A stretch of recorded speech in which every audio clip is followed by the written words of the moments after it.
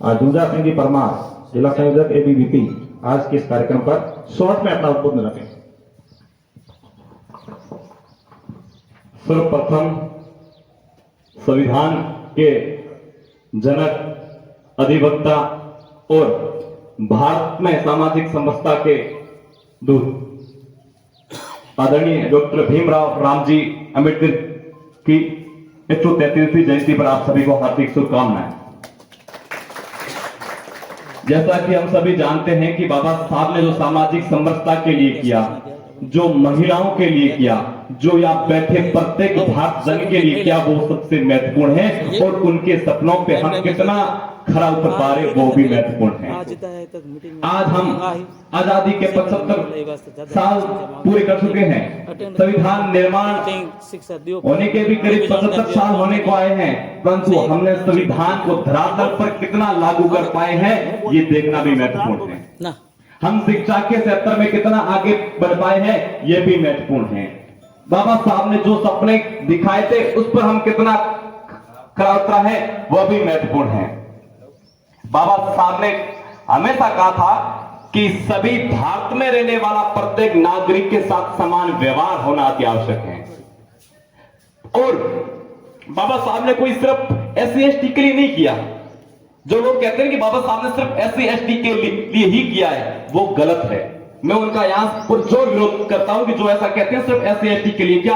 बाबा साहब ने प्रत्येक उस व्यक्ति के लिए किया जो भारत का निवासी था। उन्होंने महिलाओं के लिए बहुत कुछ किया। उन्होंने उन व्यक्तियों के लिए किया जो कहीं न कहीं पीड़ित था, कहीं न कहीं वो अपने अधिकारों से वंचित था, तो उनके लिए बाबा साहब ने हर एक प्रयास किए। बाबा साहब हमेशा कहते थे, जिस प्रकार कश्मीर में धारा 370 थी, बाबा साहब ने कहा कि ये 370 धारा वहां पे रहने वाले नागरिकों के साथ उठाघात होगा। ये 370 का हमेशा से विरोध किया। क्यों? क्योंकि वहां पे आरक्षण की व्यवस्था नहीं थी, वो कश्मीर का अलग संविधान था। तो बाबा साहब ने कहा कि मेरे भारत में किसी भी नागरिक के साथ जो भारत का नक्शा है उसमें किसी के साथ भी गलत व्यवहार नहीं होना चाहिए। और उन्होंने वसुधैव कुटुंबकम की बात कही।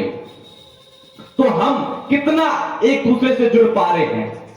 जैसे बड़े यशपाल जी ने कहा कि नफरत के बीज मत बोना, नहीं तो आने वाले समय में और हमारे बीच खाइयां बढ़ेगी। उस खाई को पाटने का काम हम कितना करते हैं, हम एक दूसरे के पास आकर कितना बैठते हैं वो महत्वपूर्ण है। हम यदि अपने बाबा साहब के विचारों को लेकर चलते हैं पर उनके मूल उद्देश्य क्या थे उनके प्रति ध्यान नहीं दिया तो खाई बढ़ेगी और वो समाज को तोड़ने का काम करेगी। मेरे आपसे गुजारिश है कि एक कदम आप बढ़ाओगे तब जाके हम सामाजिक रूप से मिल पाएंगे, तब जाके हम सामाजिक रूप पे जागरूक पे बैठना शुरू कर देंगे। परंतु जब तक हम शिक्षित न होकर, शिक्षा के प्रति ध्यान न देकर, समाज के प्रति ध्यान न देकर हम आगे बढ़े तो हम अकेले ही पड़ जाएंगे और हमारा समाज टूट जाएगा, फिर हमें पूछने वाला भी कोई नहीं होगा।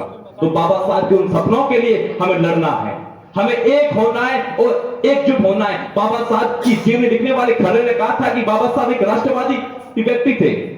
उन्होंने कहा था कि हिंदुस्तान मेरा है, मैं मरूंगा तो इस हिंदुस्तान के लिए, मैं जीऊंगा तो भी इस हिंदुस्तान के लिए, मेरे शरीर का प्रत्येक कण कण इस हिंदुस्तान के लिए काम आना चाहिए। उस हिंदुस्तान के लिए हम क्या करते हैं, राष्ट्र को सशक्त करने के लिए हम क्या करते हैं। हम यदि इसी प्रकार वर्गों में बटे रहेंगे तो हमारा देश पीछे जाएगा। साथियों, हमारे देश को मजबूत करने के लिए हमें आवश्यकता है, हमें एक रहने की आवश्यकता है, हमें संगठित रहने की आवश्यकता है और हमें संकल्प लेने की आवश्यकता है कि मेरे देश प्रथम की भाव को रखकर वसुधैव कुटुंबकम और सर्वबंधु सुखी की बात को लेकर हमें आगे बढ़ने का कार्य करना है। जय जय जय जय जय भीम।